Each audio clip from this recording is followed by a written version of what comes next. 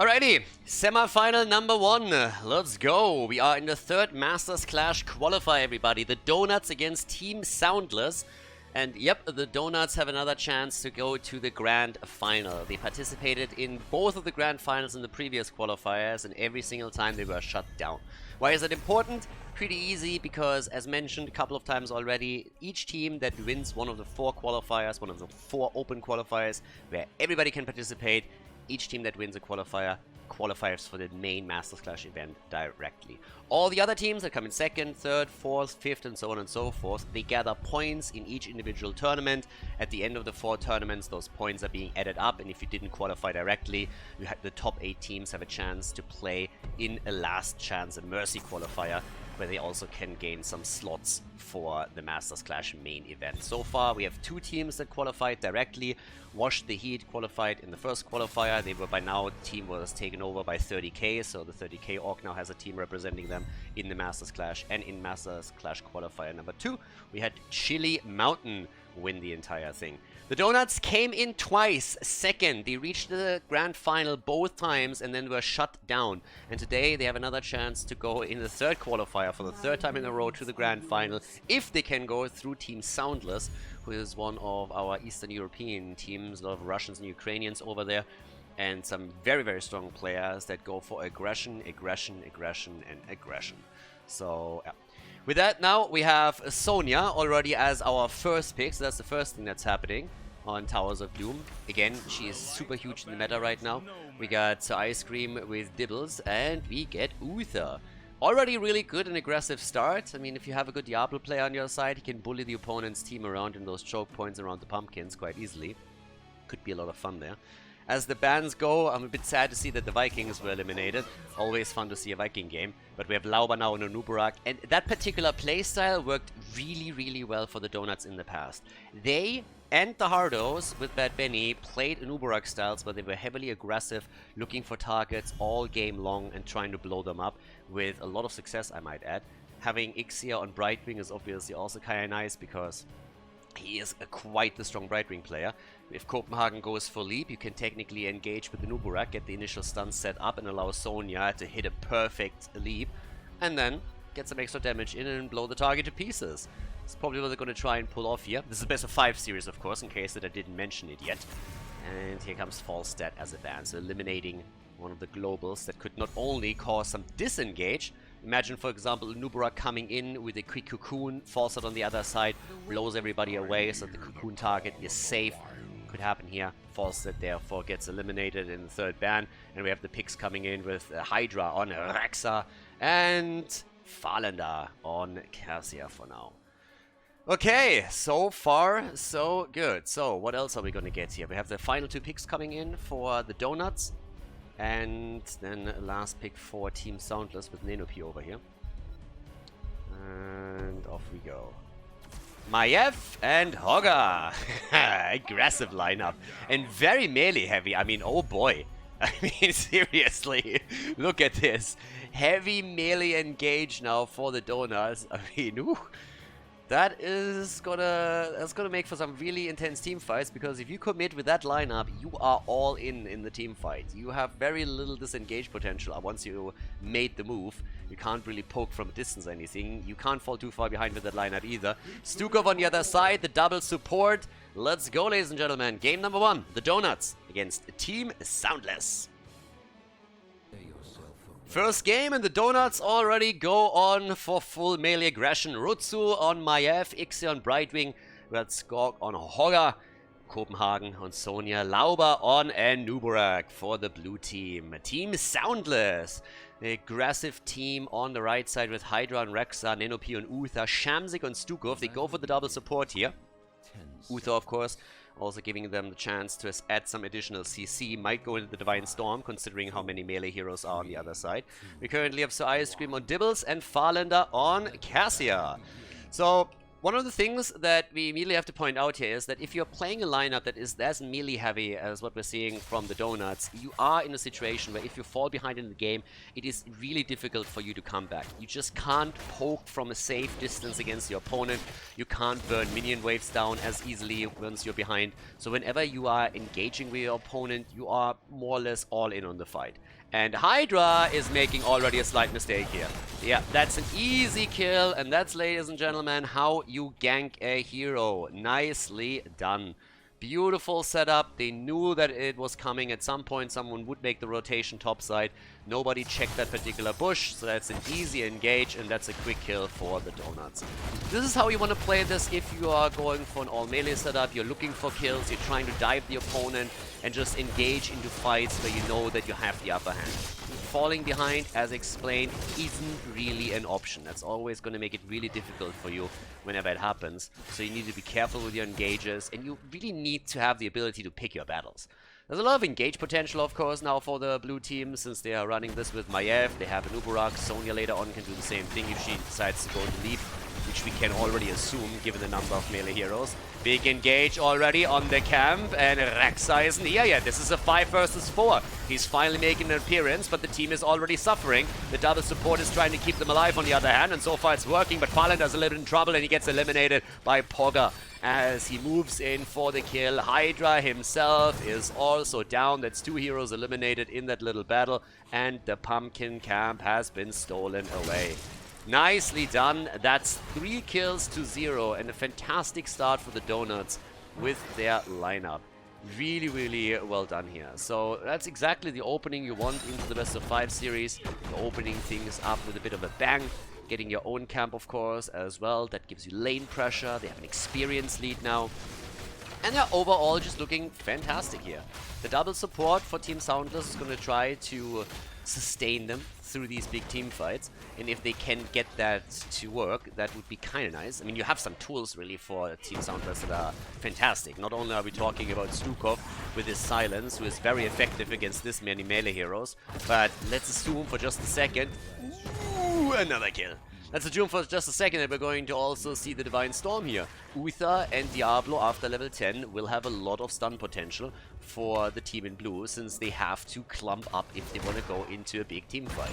So there is still some chances for Team SoundLess to turn this around, especially after heroic abilities have been picked by the 2 teams. But at least here in the early game, the Donuts are playing a great series. 4 kills to 0, and they're dominating now. So it's really rough for Team SoundLess to get anything done here. They want to at least get one of those altars, and they already get the one at the top right. If they can get the one at the bottom of the map, it would be kind of great for them. A bit of damage already coming in as Hogga is making the play. Cassia with some extra stacks here, but they're making the play for Rutzo, who gets away. 5 versus 5, and a big brawl is breaking out immediately. In comes the move as the blue team is slowly starting to retreat here.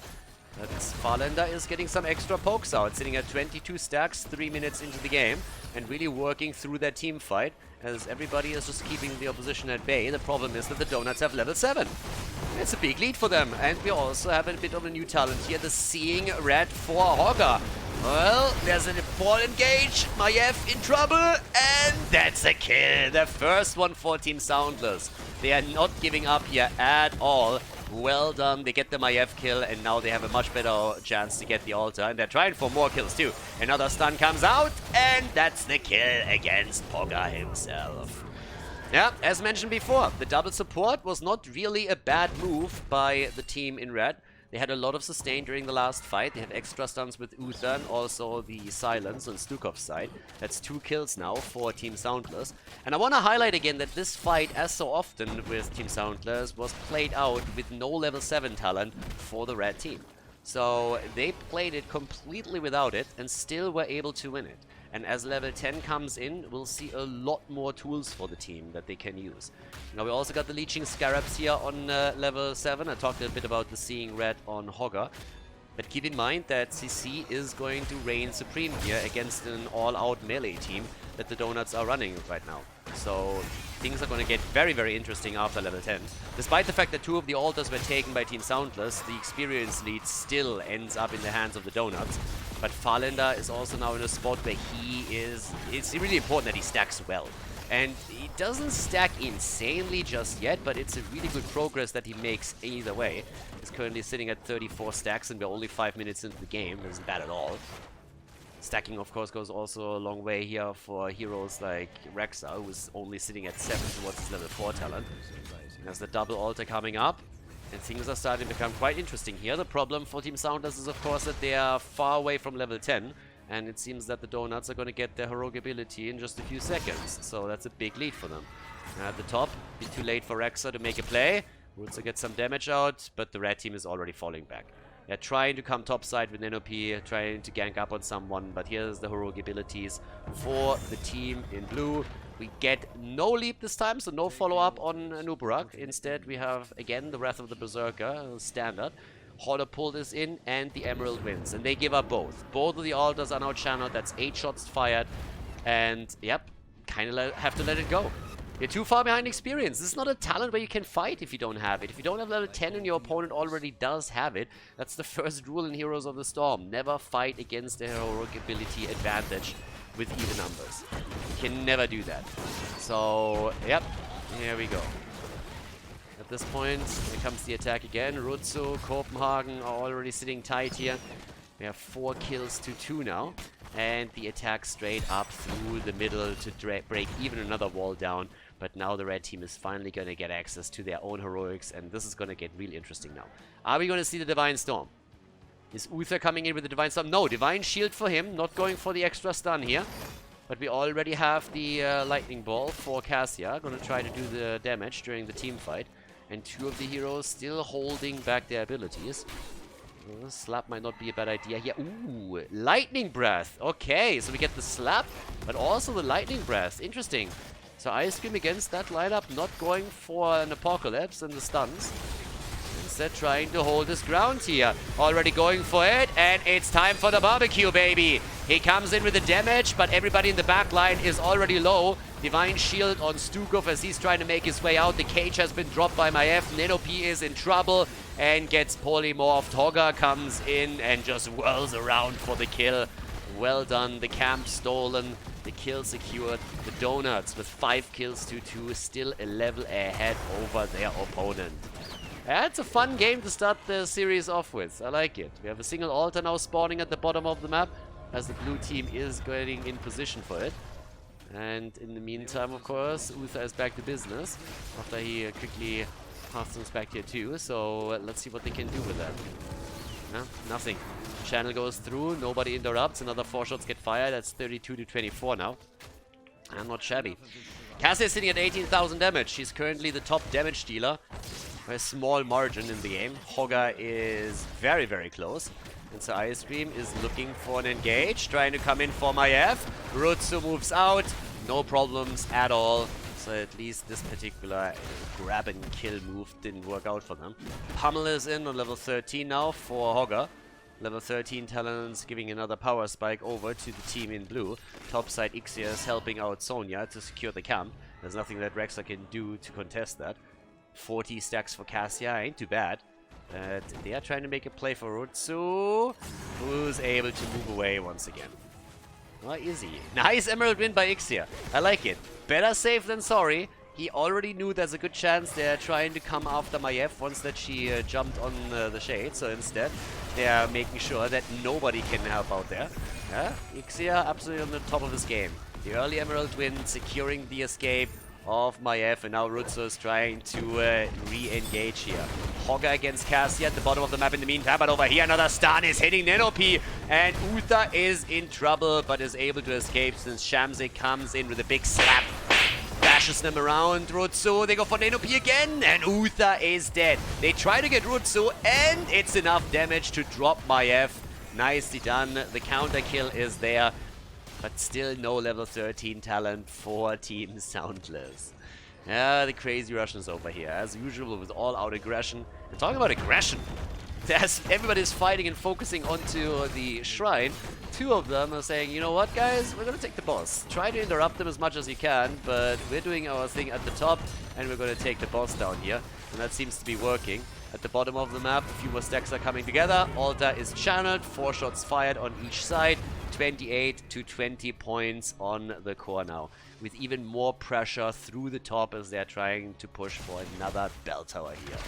Nicely done. Okay, so with all of that, we got 6 kills to 3 now.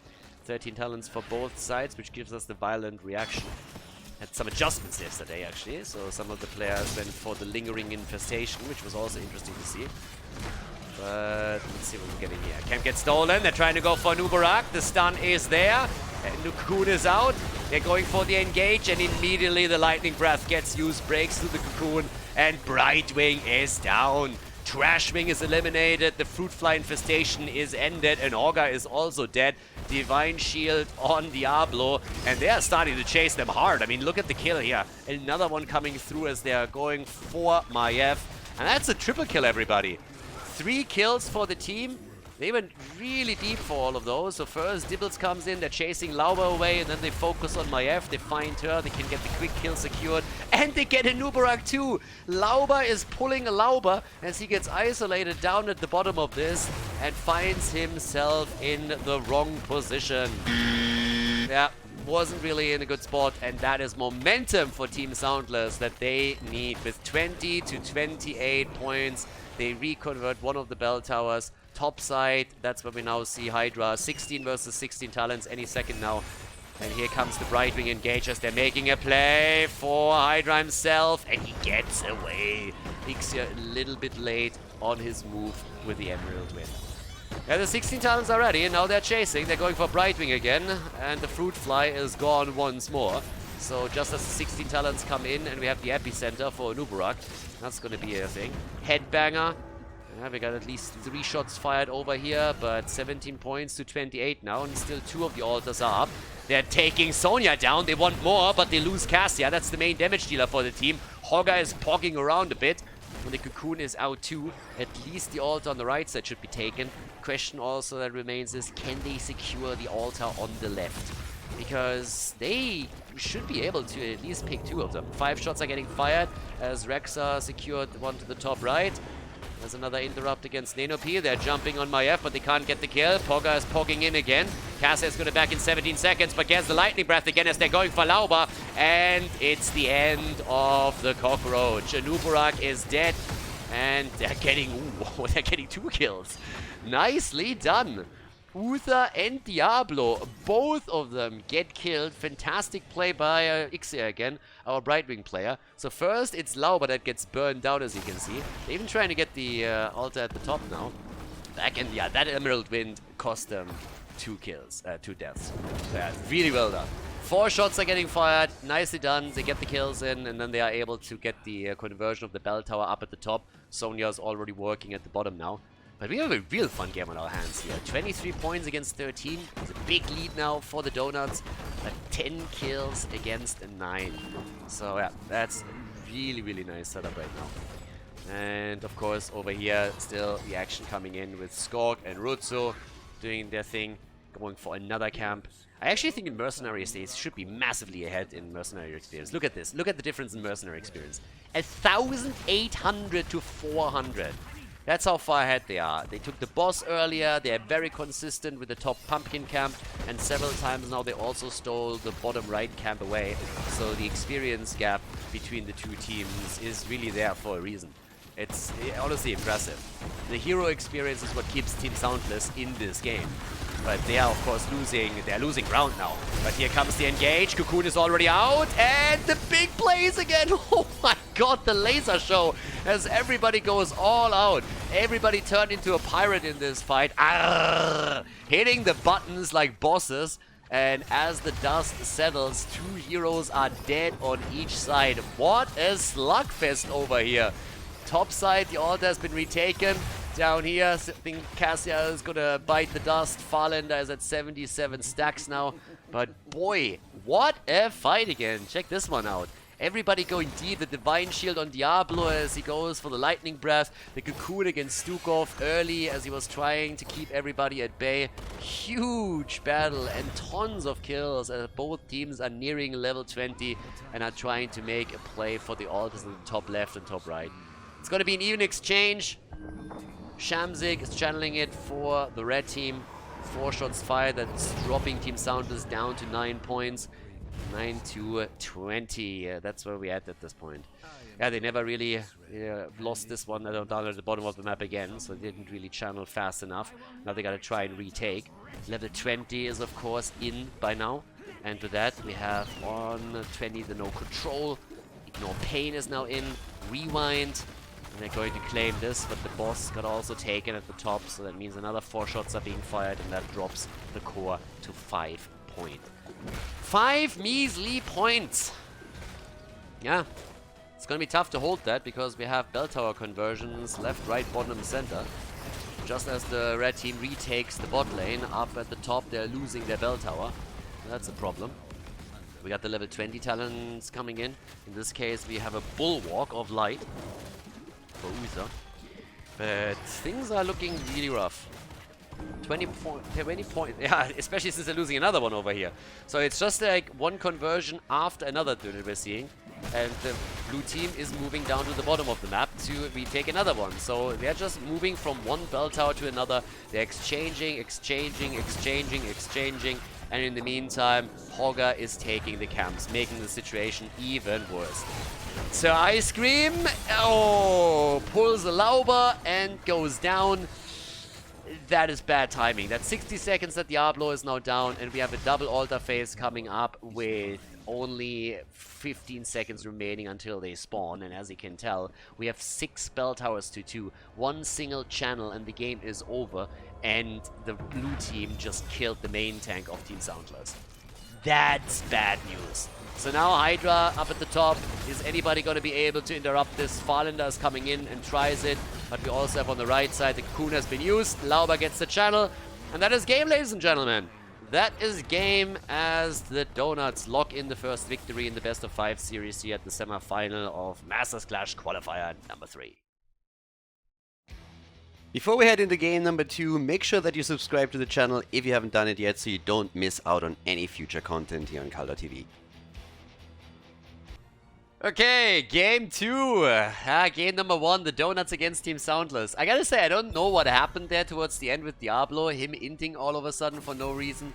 I feel we had recently a few games where as 2 or 3 heroes are dead, the main tank all of a sudden thinks it's a great idea to go up against 3 heroes, then dies, and they lose the game because of it. Now, to be fair, I don't want to blame all of this on the Ice Cream, because, let's be honest, they were very, very far behind. And it was pretty much a tough game anyways, but that move certainly didn't help him. Yeah. It's all the Diablo players lately. I think they heard a lot about Diablo Immortal and they're taking it a bit too literally.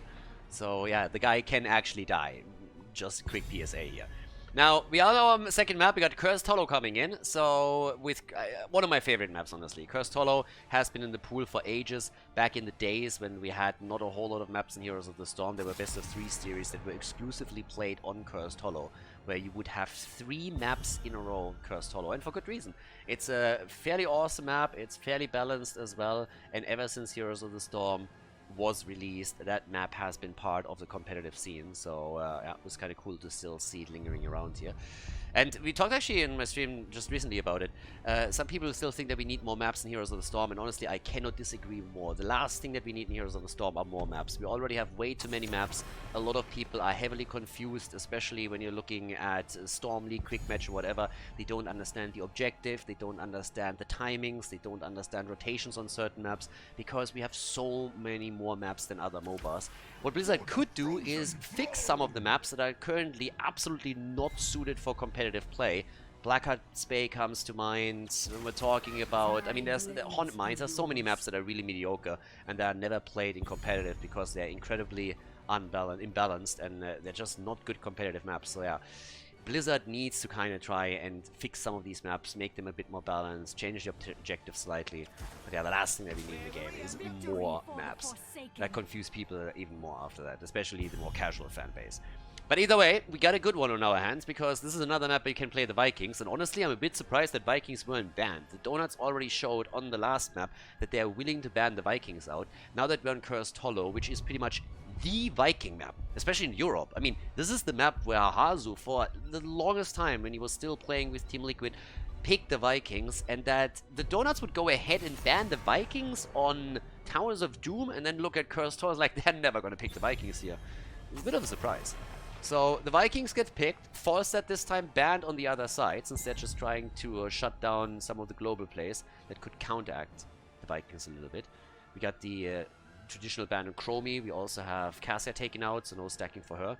And this is obviously already a combo for the red team where they are trying to establish a strong four-man. So what you can see right now is the Vikings will try to control 2 of the lanes in experience, and the four-man of Team SoundLess with Sylvanas then has the power to push through one lane, use Sylvanas to break through structures and do damage and then shift things around a bit. That's one of the approaches that you normally take with Vikings, and that seems to be what they're trying to draft here for themselves. Now that also means that the Donuts have to react to these rotations. They have Brightwing for Ixia again, one of his favorite heroes. That's a good one here. We got Copenhagen with the Sonya, Maze coming in again, and Jimmy gets play too. Not really a Viking hunter just yet. I wonder if maybe we're going to see a Zeratul later on, because Rutsu loves to play a Zeratul, and against the Vikings he could start to just like break them down a little bit here. We got Uther and now Tychus as part of the mix. So not really a whole lot of sustain at the front lines. So it's not like you have 2 beefy tanks that can really tank for the team. Once that the Vikings start to join the team fight, it's a bit of a different story. But let's see what Rutsu is going to take. He's oftentimes playing one of the more melee, but mobile melee assassins. Could be a way to deal with the Vikings too. But they're going for the hammer time. Okay. They're going for the hammer time over here. Alright, alright. Different approach for them. I mean, Cursed Hollow, ladies and gentlemen. Map number 2. So let's check this out and let's see what Team SoundLess can pull off with the Vikings as we're heading into the second map of the Best of 5 series here in the 3rd qualifier for the Masters Clash. Second game, and we're in Cursed Hollow. The lead for the Donuts in the Best of 5. We have them starting off on the left side this time with Reyna, played by Skork. Gurutsu is playing Sergeant Hammer. We got Copenhagen on Sonya, Lauber on Mei, and Ixia is playing Brightwing. On the right side of the map, Hydra with the Lost Vikings. We have on level 1 Olaf the Stout. So Team SoundLess is trying to play with the Viking composition and win 1. Farland on Sylvanas, and NOP is playing Tychus. We got Shamsik on Uther and Sir Ice Cream on Nubarak. It's the usual game where you're trying to push through one lane with Sylvanas, and of course at the beginning you just have to take your pick. Your opponent has to try and react to it. They know that it's coming, but they don't know exactly where. So any kind of information in the early game is what already helps you a lot. The Vikings are starting to take the watchtower at the top side, so that helps a little bit. There's already a small setup that is waiting for potential rotation from the mid lane. And, well, Mei has been sniffed out, so the Hydra knows what's going on there. Lauber rotates down to the bottom, and so they will try to go for the top and go for the attack. Ixia, he knows that they're hiding somewhere, so he's double checking the bushes now.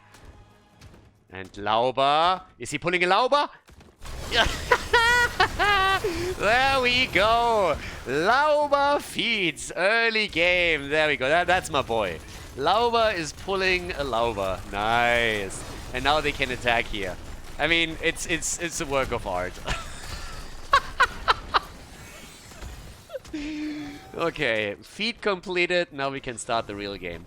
Bottom of the map, our 1 versus 1 as Hydra is, oh my god, surviving actually with Belok. Well done by him. And yeah, it's a fun one.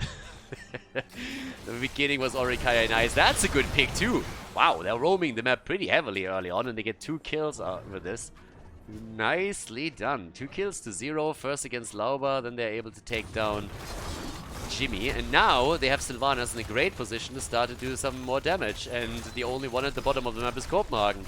And Copenhagen is looking at this and is like, I don't know team, but I think I need a little bit of help here.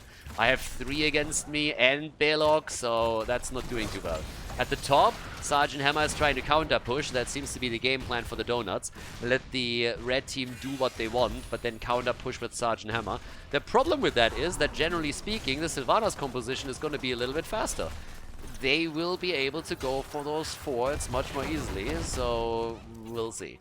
either way, we have by now also Jimmy in the mid lane starting to get a bit more aggressive. Skog is going for the same build that we're seeing from Nick these days, coming in with the Behemoth armor on level 4. In addition, we also get the Cold Front right now for May. I heard that the cold front has hit the northern parts of Europe again, and honestly, I empathize with you guys. We currently have 20 degrees Celsius in Spain again, and it's sunny. So, yeah, big shout out to all of the Europeans that are living a little bit farther north where the cold front is hitting. Yeah, don't really envy you. So, with the cold front coming in for May, Lauber is of course going to look also for additional CC here throughout the game. We got the siege tactics now in. Jimmy so far hasn't got any stacks towards his level 4, by the way. The first tribute is now up. The bigger they are for Tychus. And, well, let's see. Oh, there's another engage. Lauber gets dropped again. Nope, not quite. Brightwing is helping out. The trade was ready. So all good in the hood as Lauber is able to escape. At the bottom of the map, we got Sonya playing it out against the Vikings. But, of course, talking about the Vikings, so Hydra's going for the channel. Yeah, Belo goes down, attack in the mid lane again, and they're trying to go straight in for the Lauber kill, and they get him. Lauber is down, kill number 3, and that push is gonna hurt. Sylvanas with the full force of the camp and 4 heroes. This is going to crush through the wall. Easy peasy. No problem for them here. We got the spin to win in. We also have the subterranean shield. They're diving for Skog, and they get him. Nicely done. Easy kills right now. And boy, do they do work here. 4 kills to 0, but they're not far ahead in experience. So, top side, Hydra has Olaf in position to soak the XP here. The red team is now rotating down to the bottom of the map. Let's not forget that they also picked up the tribute earlier, and they find themselves in a good position to go for tribute number 2. But in an ideal world, they would try to drop the fort now, and especially take that fountain apart. So already some easy damage. Ice Cream is sitting at the side, making sure that nobody can move in. Hava Siege mode is of course ready for the tank. Here comes the engage. They stayed a bit longer than expected, but still, Uther might be in trouble. Trying to escape. There's the slow, and Uther is down. Overstayed their welcome. Their own fountain at the bottom has been destroyed, so Farlander has to hearth back. The Vikings were trying to go for the tribute channel. That didn't work out, and that's an easy grab for the blue team. Yeah, so a bit of a too aggressive play for Team SoundLess. Honestly, there was a bit of a problem. They shouldn't really have stayed that much, but it's really easy to get a bit greedy when you're already on the structure and you're trying to drop the fort. So, despite the kills against them, I gotta say that the Donuts are still holding on to the game here. They are able to do some damage on the walls, they're killing Vikings whenever they see an opportunity, and they do a fair amount of structural damage. I mean, at the bot lane, this is the first fort that falls in the game, and it falls on the side of Team SoundLess. So, maybe in the team fights it doesn't really look too great for the Donuts, but they're doing really well on all other angles. Good stuns, they go for Skog, and he is dead. Another big dive coming through. And now Lauber is hoping for a counter kill. Trying to go for a Nubarak. That didn't quite work out. The fight turns against Sonya. 1 stun, 2 stun. There's the damage, but Copenhagen gets away. Lauber wants his cooldown back. There could be several kills if they're able to pick those up. But May is also getting attacked here. And now that the trade was activated, so Ice Cube will have to wait for his stun. There's the move when the subterranean shield kicks in. They go for Lauber, and they get him. Lauber is down. And since everybody is low on HP and mana, I'm not even sure if they're going to go for the channel, but let's not forget that they have level 10 abilities. And thankfully for the red team, top side, there's still a fountain in play, which they can pick up quite easily. And there's bosses on the map now. So with Lauber down, they want to go for the boss immediately. Vikings are starting to make their play over on the channel. They still have the control here, of course, as well. And Olaf is pushing through the top side, which the boss may now easily take too. And talking about bosses, the red team is not the only one that is trying to go for the big boys. We got at the bottom left the Donuts making the same play here. In terms of heroic abilities, haven't really seen anything crazy yet, to be honest with you. I mean, we get, again, the Ice Wall. You can go for both ults these days. Ice Wall is a bit more common, especially with the Shadow on 20. But they're stealing the camps away now. They're taking the Siege Giants. So Ice Cream again sitting in the bush here, anchoring the play, making sure that nobody can come in and steal that away. And Sonya all of a sudden knows that she might be in trouble. If they would have let her I don't know if they saw her. I think she just moved outside of the vision range of the ice cream. If they would have seen Sonya and just waited a little bit until she moves towards the top trying to defend, they could have gotten her for sure. But we have two teams pushing aggressively now with those bosses. And that's going to make for a very interesting situation because I guess the keep is going to fall faster on the side of the Donuts. The question is simply, do they go for core here?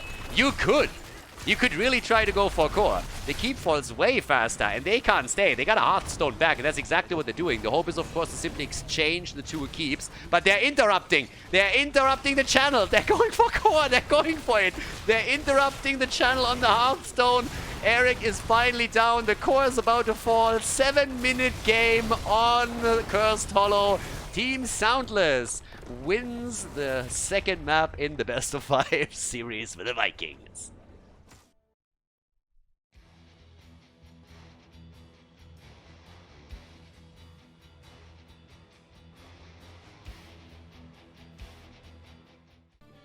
Alright, that ended quickly. 8-minute game on Cursed Hollow.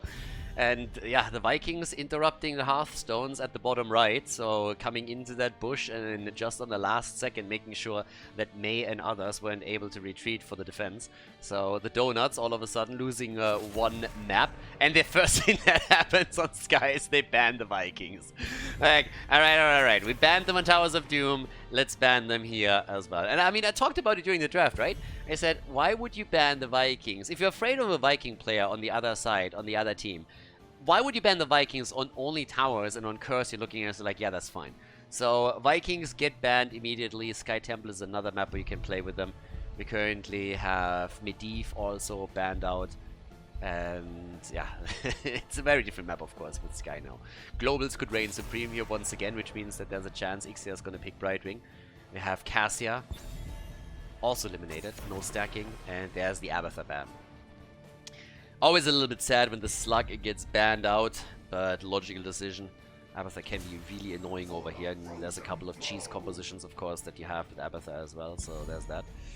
And let's have a bit of a look what's gonna happen with Lauber and his team, because they're trying for those quick kills again, aren't they? Hogger is in, okay. And we got Sonya. That's already a pretty fantastic setup if you're trying to take the camps away. Yeah, so Sonya and Hogger, they both excel at claiming camps. And Lauber, let's go. There should be kind of an achievement if Lauber, you know, there should be an achievement, Lauber dies first, something like that. Feat initiated. Real game starts now, something like that. A message that at some point just appears on the screen whenever you are able to kill Lauber first. That would be kind of fun. Yeah, there's Ixia's Brightwing. I talked about it. He's one of the few guys where I look at Brightwing and I say like, yeah, that's one. BBJ on the North American side, Ixia on the European side, Brightwing players where I say, okay, value has been had. But we got Tychus, so Odin is something that they can play out now. Renegade is in. Give them the cigar back though. They need to give them the cigar back. It's honestly tilting that they took that away. Ooh, Lucio, okay. We got 2 Overwatch heroes coming in. Guys, the game's over. Go next. We can go straight into game number 4. As I learned on Twitch, on Reddit, if you have more Overwatch heroes than your opponent's team, you pretty much won. So unless they're locking in Hanzo and Genji now, the game is over. Maybe you can drop a Zarya here, but Mei and Lucia, ooh, that's going to be tough to beat. So, no, but seriously, Lucia with the fast rotations between lanes is going to be neat. And there's our Zeratul pick. We talked about the potential Zeratul choice on Cursed Hollow, but they went into Hammer. They were trying to outpush the Vikings a bit. Now we have Rutsu on Zeratul, and Jimmy gets locked in for Team SoundLess. We had 2 fun maps. Map 3 is coming up. Sky Temple. Which of these 2 teams makes it to the grand final? Which team drops down in the 3rd place Deciders match? We're going to find out at least which team takes the lead now on Sky Temple. So let's jump in without further ado. Game on! Sky Temple. Still the map with this silly blue tint that Blizzard at some point introduced. So now it looks like Underwater Temple. If they would include a couple of air bubbles in here, then we could sell it as Atlantis. Either way, the Donuts on the left side with Rutsu on Zeratul. We got Skok on Tychus, Copenhagen on Malthael, Ixia on Brightwing, and Lauber on Nubarak. Yeah, exactly.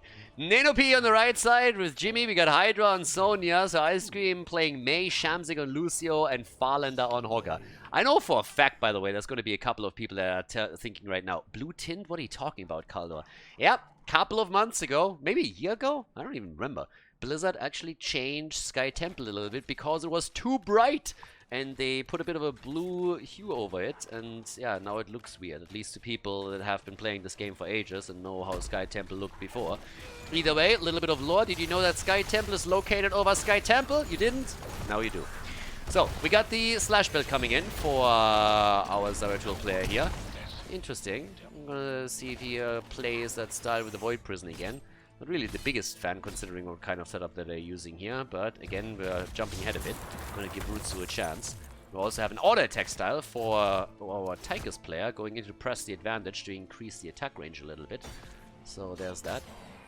And they were trying to gank up on the bot lane a little bit, but instead they gank at the top. Hydra goes down. First one to fall is Sonya. Nice. Good kill for them. Well done. And that was a trap that Sonya just didn't see coming. So we got Acelerando over here on the level 1 for Lucio. That's going to help a little bit. The Ace in the hole is of course in, and as mentioned before, this is a really good setup if you want to take camps. And Orga is already at it. Pogging it out right here. Okay. Alrighty, so down at the bottom of the map, let's see what we're going to get here.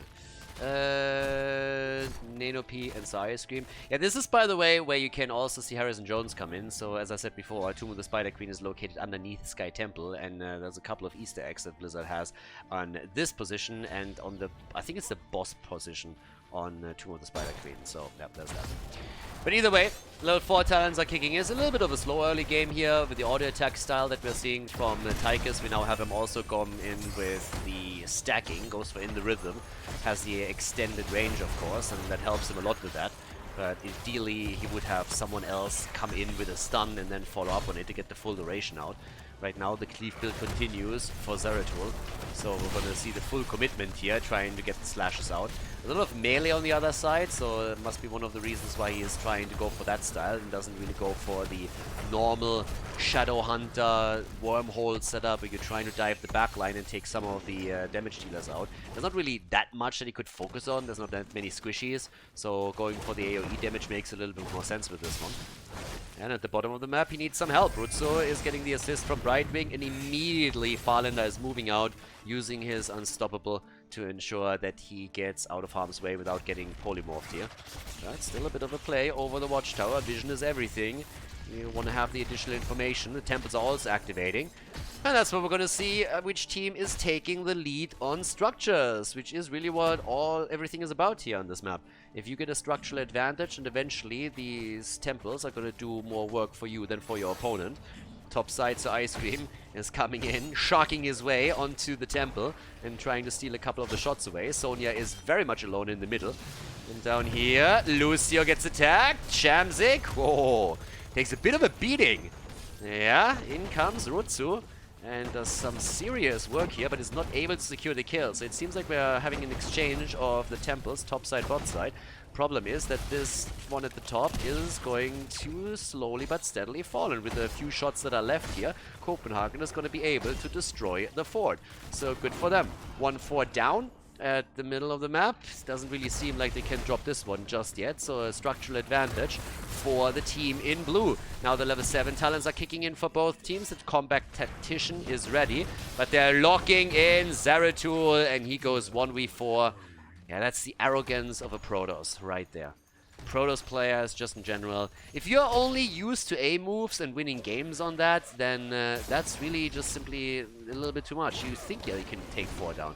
It's actually a little bit weird. Someone like Zeratul, if you want to play a good Zeratul, you need to be really good, and you need to press a lot of buttons, and that's just so atypical. It's not really giving that StarCraft 2 spirit a good chance, where Protoss doesn't have nothing else to do but make an A move in the late game. So there's that. I can hate Flow already, by the way, and yes, I'm a Zerg player. Explains hopefully a lot. Anyways, a kill for a kill. We got level 7 on both sides. The teams are now making their way over to 10. It's pretty much the traditional opening here.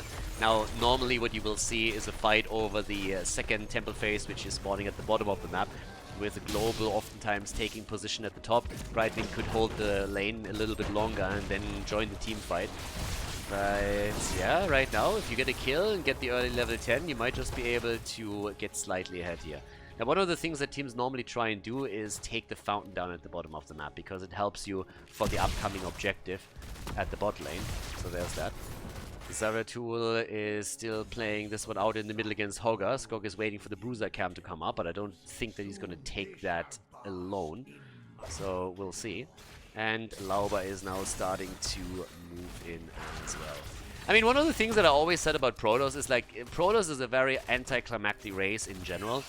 It's a little bit like having sex for the first time. There's a huge build-up where you just, like, build the army the entire time. You had, back in the days, you had your Colossus and everything. So there's a huge build-up, everybody is getting super excited, and then when the climax comes, it's over in like 2 seconds. So it's always a little bit weird. And I'm not quite sure that's a playstyle that I'm really comfortable with. I respect women too much. There we go. And that means that I just had to go for Zerg. I mean, that's just simply what it is. You know, it's a more respectful race, so no 1A move. Talking about 1A moves, there comes the quick R button, and that's the end of May. Lauber is down, first one to fall over here in the team fight, and they're looking for the next kill. Farlander is also in trouble, and bam, there's the kill against Hogger. Nicely taken apart. And they are really starting to wreck it here. 2 kills for the team in blue in this team fight, and now they are able to also take the shots on the shrine. So that's fantastic, ladies. That's a great setup. Taking one of the towers down already. That makes the entire push over through the temple even better. That's fantastic. And of course, they're already rotating topside with Malthael, who has picked up the first kill. I mean, again, he wasn't the one to finish the target, but it died in time for him to get the stack on the last rides. So there's that. And yeah, things are looking really good for them. Rutsu on the other hand. Oh, Brightwing. But can they get Lucio? Yes. Nice. Nice kill setup. And Brightwing is dead too. And all of a sudden they're sitting on the boss saying, you know what? We might just get this one. Malthael is still pushing the top, by the way. He just says, I don't care, guys. I'm going to go for the top. Lauber, then again, he might be in trouble too. And he goes down as well. SoundLess with some solid kills here. I like it. Yeah, that's kind of fun. Look at a good setup here. And check out this double kill. Brightwing and Zeratul, the two, as they moved in against each other. Lucio comes in, and then they're able to get the kill set up here. So Lucio dies, Zeratul dies, and there's that. But yeah, either way, now we have even more damage coming in at the bottom of the map as the fort has been taken down. Ixia helping out Farlander again. Shamzik, Ixia helping out Copenhagen. Farlander gets some assist for Shamzik here, so it's a 2 versus 2. But now that Skog is starting to make his way over with the 50 stacks that he has, they're going for that kill. And ho ho ho ho! That sound barrier! Shamzik! Farlander already saw his life end in that situation. And then the sound barrier comes out and saves him. I like it. This entire series has been kind of fun, I gotta admit. Even the second game, I mean, 8-minute game, but still, that was totally worth it. Now we got 13 on both sides. We have a fort destroyed on each side, and it's a fun one. Damage output 19,800 to 16k that we have here. So yeah, this is a good one. They earlier didn't go for the boss, so Ice Cream with his May still playing this one out. Lauber, of course, is now claiming the camp with Skog, so they took the Siege Giants. Yeah, as usual, the Rainer's Raiders are scouting out the bushes and making sure that they get all the information about the positioning here. 4 kills to 4. And the next objective is going to pop up in just a second.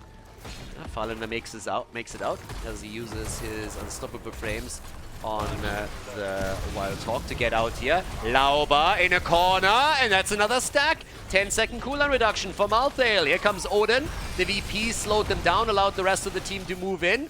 And Farlander thinks he's safe, but then Zeratul takes him apart. following up on Hogger. That's an easy kill after Hogger used the Horde pull. And now that they take Sonya down, that's of course the easiest boss of their life. Only 2 heroes are still alive.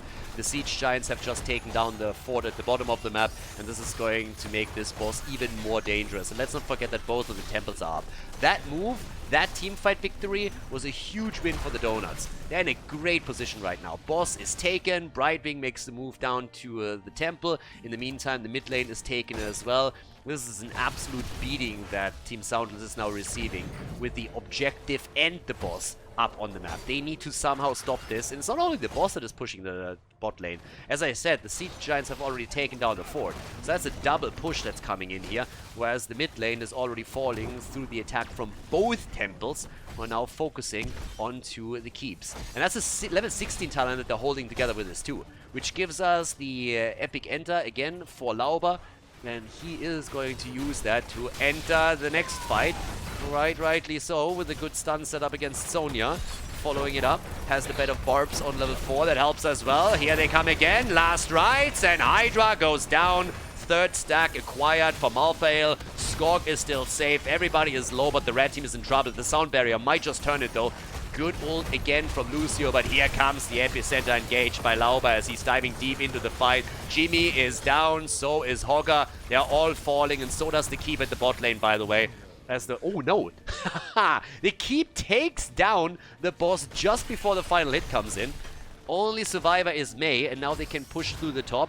Doesn't change the fact that the keep is insanely low, and I think we could even see Lauber and Nubarak rotate down in order to deliver the final blow. And talking about the finishing blows, topside, it seems that another keep is likely going to fall here. If not, then it's at least taking enough damage that the next objective could take it down. Lauber has just eliminated the bottom keep with his Nubarak play, and now that Odin gets popped, that is very likely going to be the end of this one. Dodging out on the ice wall, good for them. Nah, the keep is going to survive. Everybody else is back, so they're going to push back on that. But it's still a disaster for the team in red. Team SoundLess, they're having trouble. Another kill. Another kill. That's the 4th stack now acquired for Malthael. That's 20 seconds cooldown reduction that he already has. 31,000 damage for him. 2nd highest damage dealer in the game, just behind Tychus, who's sitting at 32k. And he's doing also way more work on the siege damage, of course. Now we got level 16 talents for Team SoundLess, but the situation is dire. They're losing control over the map, and honestly, the Donuts, they're painting the map blue. You can see, look at the minimap. Every single camp has been taken by the Donuts. And now it's a double altar that is popping up next. The Donuts, they want to go to the grand final. They made it to the grand final already 2 times in both of the qualifiers previous to this one. They reached the grand final, but they never locked in that victory that would allow them to qualify for the Masters Clash directly. So a big problem for them. And, well, there we go. Hydra starting to push in, middle of the map. Push here too. But they're not really engaging yet. It's 12 kills to 4. They are 1 level away from level 20. You don't really want to force the fight if you don't have to. Ixier's a bit bored apparently. It's like, alright boys, let's go and set this up once that the temples are popping up here. Yeah, they get the top side. They waited also for Nubarak to receive the final regeneration globe so that he gets the quest completed. And with that, we have a chance to make the play for the top temple, which would eliminate the top keep. Yeah. Unless Team SoundLess finds an engage and wipes them off the map, I think the Donuts are locking in a victory soon, TM. Yeah, Copenhagen dodges out on everything, so there's no problem here either. Zeratul has now taken position at the bottom temple. Brightwing is moving away from the top, but it doesn't really matter anymore because the keep at the top side has already been taken down. And now that we have Zeratul at the bot side, they're attacking the middle. So the objective alone is going to make it nearly impossible for Team SoundLess to come back here. If the Donuts are dodging out on big fights, then they're going to win this game eventually. But now that they have level 20, they can also go for the quick kills. That's another problem. Because again, we're looking at a setup in which the Storm talents have already been taken. But Ixia is now holding the top. That means that the keep in the mid lane is about to go down. And what's getting targeted next? The core. And the core gets attacked by catapults and an entire camp. So the red team has now to move back. And they need to move back quickly. Hello team, what's happening here? ¿Qué pasa? 60% on the core, and they are losing even more. This is looking bad. Brightwing doesn't have enough shots to finish it off, but the rest of the blue team is now starting to move in, and the core is in trouble, and that is game as the Donuts lock in the victory on the third map, and we are headed straight for game number 4 in the series.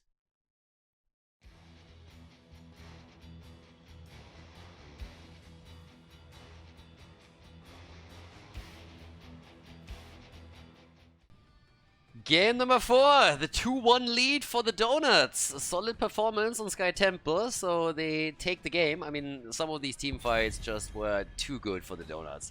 You win a team fight where you take 2 or 3 heroes down at a time where you are perfectly located to take the boss afterwards, and 2 temples. That's hard to recover from. That's a big beating that Team SoundLess got in that fight. Anyways, now that we're heading into our 4th game, it could honestly take this one down too. So right now, we have Anubarak banned right away. We also see bans on Chromie, on Medivh, and on Ana. It's Battlefield of Eternity, which means that there's a slightly different prioritization in heroes. It depends a bit on how you want to play it here. If you are fully team fight focused, then it makes not that much of a difference. But if you're, of course, trying to burn the Immortal down quickly and really put pressure on the objective and force the hand of the opponent, that's a bit of a different setup. Now, Brightwing gets picked away here, so they're looking at Shamzik at Ixia the entire time. They're saying, like, you know what, let's remove that. Brightwing has a bit too much of an impact when Ixia plays the hero, and he's been, again, doing a fantastic job the entire time. But there's the early Brightwing pick. Brightwing as a first pick, and a double support with Stukov and Uther. I mean, we've seen the combo before. Question is more so, do they play Uther now as a main tank setup or as a side laner, or do they really just play a full-on double support with an additional 2 melees and a single damage dealer in the back? All of these options are possible, especially on Battlefield of Eternity, but we have a support battle going on. I mean, that's a huge commitment here on both sides. Jojo gets picked by Sir Ice Cream. By the way, still one of the best player names in my opinion. I mean, Sir Ice Cream, it doesn't get better than that. Who doesn't love ice cream?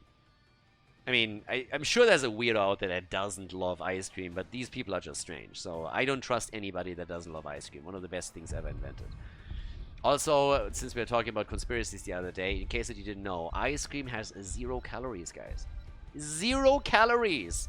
The only reason why you hear people sometimes say that no, there's a lot of calories, there's sugar, like, it's actually not true. It's a government conspiracy because they want the ice cream for themselves, people. It's perfectly logical. Ice cream is amazing. They want all the ice creams for themselves. That's why they give you false information. To give you the idea that it's not healthy. Ice cream is just flavored water. Alright. Alternative facts from your favorite Heroes commentator over here. Sergeant Amber's banned out. We got also the ban on Cassia. And let's go. We need some damage over here. Let's make it happen. What are we going to get? Yeah, there she is. Great. I mean, if you see a double support opening on this map, I was like, please pick Vala. But haven't seen her that much. So Vala comes in. We got Sonya together with it. And this is going to be a fun one. This is going to be a cool one. Vala with an arrow build is great against the Immortal. If she even goes for an arrow build with a double support setup. Honor! Honor! Hanzo gets picked by Farlander. And there's Urel, the Space Goat, everybody. We got the Space Goat in. The score coming through. Let's make it happen. Maiev. Yes, it's party time. Battlefield of Eternity. The Sonya main tank. Maiev main tank. Lauba. What? No, they're switching it around like crazy. I don't know what Lauba is playing, but we'll see what he can feed with this time. Battlefield of Eternity is the map. Could be the last one in the series. Let's go. The Donuts against Team SoundLess. The first semifinal of the 3rd qualifier for the Masters Clash. Game number 4, Battlefield of Eternity, and it's gotta be a good one. Either way, I have no idea how this one is ending, but let's just face it. This is a nice setup. This is a pretty fun one. We got Skorg on Maiev, we have Rutzo on Vala, Ixia on Stukov, Copenhagen on Sonya, and Lauba playing the main tank Uther. On the right side of the map, Nenopi on Reyna. We got Hydra on Urel, Farland on Hanzo, so Ice Cream is playing Jojo. And Shamzik is rocking Brightwing. With Exterminator this time locked in by Jimmy. There was a time when you didn't have to mention that when you're playing the Battlefield of Eternity, but lately we've seen especially the Donuts play a whole lot on this map with Ace in the hole and focusing solely or mainly on the team fights, with a lot of success, I might add. So, yeah, pointing it out that they are having a bit of an Immortal focus on this one. But, well, either way, we got the arrow build for Vala, as you would expect. Also the spine launcher for Stukov. Top side is going to be Sonya against Irel, since they didn't know where Maiev was. Both still playing a little bit far out. And they're trying to go for the kill against Nenopi. And Rutsu gets the kill in. Nice. So Ice Cream is in trouble for just a second, but Brightwing is helping out. So, yep, there we go. Okay, 1 kill to 0 so far in the game. Good opening. But of course, in an ideal world, what you want to try and do is open up the wall a little bit. And that's exactly where they're currently getting busy. Everybody else had to move away and top up the hit points. So one of the towers is about to fall. Nice setup also from Stukov already. And they are really trying to burn them down, don't they? The side wall is more or less opened up already. The same is true for the gates. Gog maybe overstepped a bit, but Lauba is there to help him out. Having that sustain with 2 supports at the bot side is definitely working for the Donuts now. And yeah, this is gonna get interesting, because for Team SoundLess, this won't be easy. Now they got, of course, a very nice setup to go for the Immortal. Let's not forget about that. Once that we have the scatter shot for Farlander's Hanzo claimed, and Nenopi can use his Exterminator on the Immortal, it's gonna be a tough battle for the Donuts if they focus on Immortal damage. But it's highly likely that instead they're trying to go for the team fight. Now, to be fair, they got Vala, of course, and once the level 4 is stacked, her arrow build is going to do wonders against the Immortal too, especially after the level 7, and you're getting the double arrow out of it. Once the repeating arrow is locked in. But right now, it's more of a team fight setup that you're seeing, with some extra damage coming in to Sonya. And I gotta say, Sonya, by the way, top side, going for the wall here. But there's a level 4, so she can start stacking, and it's going to be interesting if Team SoundLess is going to be able to break through this, because right now it's looking a little bit rough. There's no real tank on the side of the Donuts, but they're kind of making up for it with this Uther main tank. So they have 2 supports that can keep Sonya alive, that can keep Maiev alive. Uther himself is adding some stuns to the mix. So definitely a little bit more out there in terms of team compositions, but this can very much so work out when you're playing on a brawly map like Battlefield of Eternity. Yeah, the level 4 talents are kicking now in on both sides. SoundLess is a little bit late on some of them since they didn't get the early kill, but well, there we have it. So right now the shutout ground is in. Tough as Nails has been committed to. They're trying to make a play for the Space Goat, but Brightwing is there for the assist. And now as the Immortals are up, the Karen gets away. But you look at experience, and the problem is that there's nearly an entire level lead for the Donuts now, which means that they will get the early level 7. And that could play a huge role, if not for the Immortal itself, then at least for the push with the Immortal or the defense, depending on what the blue team can accomplish here. And Lauba is already putting some serious pressure onto that bot lane too, so we have both teams ignoring the Immortal completely and instead just doing work here, which is great for Rutsu too, because it helps him to get some initial stacks in that he can use now. Lauba could go for the stun here, waits this out, comes in, gets the stun, and there's the kill. Farlander is down. Nice gank, and that's an easy halftime show for the team in blue. Well played, and things are getting worse and worse and worse for the Donuts here, for the other guys, for Team SoundLess. The Donuts are very happy with this. They have nearly level 7. If they, guys, if they get a full-on shield here, if they get 100% shield with this and level 7, this is going to be a fort. I mean, that one is going to hurt. The fort at the bot lane has pretty much been destroyed. It's at less than half HP. They can pick this up whenever. Now they have level 7, and they can push through the top. And Team SoundLess, I guess they're going to get 7 eventually, and can use it for the defense, but Urel at the bottom is not going to get it anytime soon. She can't do anything against Copenhagen here, so the initial push is going to be with a talent advantage for the Donuts. And this is getting real tricky. How do you beat this? This is 100% shield, so that fort could fall. And look at Sonya. She's rotating from the bot lane now towards the top and is trying to assist the team here. Could jump on Nenopi or Farlander, and they're already getting pushed past the fort. So now it's a 5 versus 4 on top of it. Level 7 talents are finally ready, but there's the tether, and Farlander is dead right away. They make the play for Nenopi, chase him hard. They can't get the kill. Urel is here too, but there's no doubt that the fort is gonna fall at the top. Big start into game number 4 by the Donuts. They want the victory here. They want to take it on Battlefield of Eternity, lock in the third win, and advance to the grand final of the qualifier. This team, they've been trying to qualify for the Masters Clash ever since qualifier number 1. They reached the grand final twice. Now they have a good chance to reach it for the third time. But can they go all the way? Here comes the attack against Hydra, but he survives. And the wall is already down. And interestingly enough, the Keep is taking a severe amount of damage here. Normally, you're not able to break through the entire wall with the first Immortal, but they were not only able to take both of the towers and the gate down, they actually damaged the Keep itself. That's a huge accomplishment on the first Immortal. So, incredibly well done by them. Can they go for the next camp? 3 seconds. Yes, of course they can. It's good stacking for Vala too. She's already sitting at 11 stacks here, which is kind of neat too, because, again, the faster you stack that bad boy, the better for not only the Immortal damage, but also what you can pull off in the team fight. The damage output on her is saying it all. I mean, 20,000 for Vala, 13,000 for Hanzo. And, yep. Skog sees what's happening. Can't do anything about it, so that camp gives a bit of a relief at bot lane at least. But things are getting a bit spicy over here. Because now you have level 10 and your opponent doesn't have a heroic. So that fort is also toasted. You can't fight this. It's just impossible. There's a cage on Maiev that you have to be super careful about. It's such a big lead.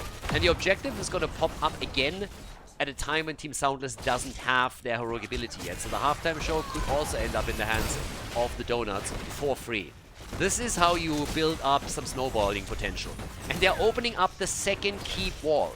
This is insanely good for them. If they get the next Immortal now, they will make a play for Keep directly and are likely going to take it. The only chance that Team SoundLess has really is to wait for level 10, and once they have it, force a team fight, and then they need to win it. So they take the wall down, they can move into the middle. Look at the timings here. 5 seconds. It's the perfect timer for the Immortal spawn. They can even take the opponent's camp away if they want to. And there's Rutsu with an arrow, can go for the double play with the vault if he wants to. They're burning this down without any problems at all. It's the easiest halftime show ever. And there's still no level 10 for Team SoundLess. They're still not on level 10. And that's exactly the reason why they're still checking if the camp is maybe getting attacked. That's not the case. But now they're moving in and trying to get the next Immortal locked in. And that's 100% shield right here. 100% shield. Level 10 is kicking in for Team SoundLess. They gotta fight now. They gotta fight. They have to force a fight here somewhere and try to take it. It's a Hail Mary move. You are already in deep shit. So they gotta do something. The arrow connects with Maiev, but it doesn't matter. Big shove coming out against Hydra. And they're on the chase here. The Hyperion didn't do enough. Urel is jumping in. The Space Goat is trying to set something up. But talking about setting something up, there's the cage. Divine Shield saving Maiev. They go for the kill against Brightwing. The strafe damage. Nano P goes down. That's 2 kills already. The Space Goat gets eliminated. And now they're pushing through the bot lane. The Keep is toast. The Keep is gone 100%. They might go further than that. They're getting a kill against Farlander. Skorg is just beasting it at this point on Maiev. They might go core here. The death timers are so low though, so the defense is going to be ready again. But look at the shields on the Immortal. That thing still has 50% of its shields. So they can do some core damage, 100%. And they believe that they can take this, and why wouldn't they? They're still starting to chase everyone else, and the Immortal is doing the damage to the core itself. There's another tether, they go for Jimmy, and he nearly dies. The shield is slowly falling though, and boy, what a fight. The Donuts, they really won that grand final, and they're getting it, aren't they? Maybe not now, but I don't see a way for Team SoundLess to come back here. It's getting crazy. Farlander, there's a kill against Hanzo. The core is going down. This is game, everybody. Nicely done. The Donuts with a 3-1 victory against Team SoundLess as they take the spot in the grand final once again. GG and well played.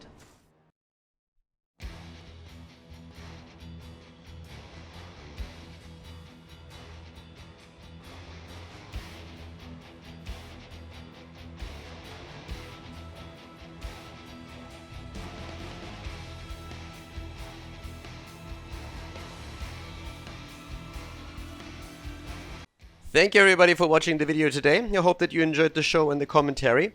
And keep in mind that the spoiler protection that is going to run for the rest of the video is made possible by all the support on patreon.com.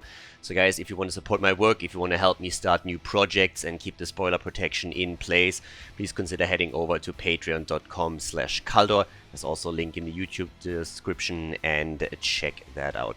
Thanks in advance, and see you guys next time with more esports coverage here on Khaldor TV. Have a great day.